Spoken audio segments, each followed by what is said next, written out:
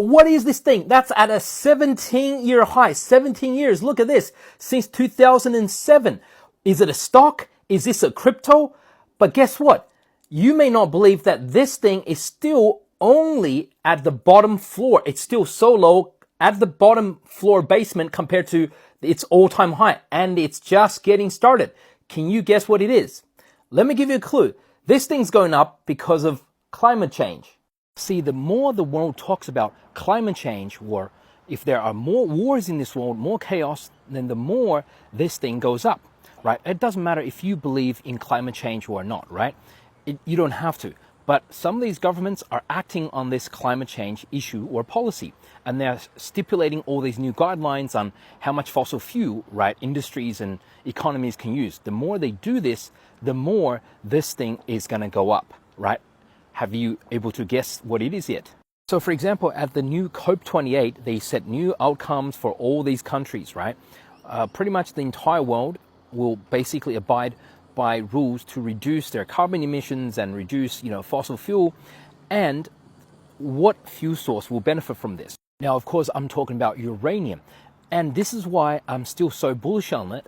Bullish, even though it's hit like a 17-year high. Because remember back with Fukushima, the huge nuclear power plant implosion disaster that happened in Japan. When that happened, basically everyone, got so scared, and all the governments freaked out in Germany, across Europe, everywhere in Europe except France, right? In so many other countries around the world, people stopped using nuclear energy because people were freaked out that Fukushima could happen to them. But now nuclear energy is making a revival. And who could have predicted this? If you've been following my social media, you know that I've been talking about this for 2 or 3 years. This is 2 years ago. I've been saying that, nuclear energy is clean energy. And remember, all these uranium stocks I'm looking into personally, like 92E, AGE, URA, the uranium ETF, and LBTR.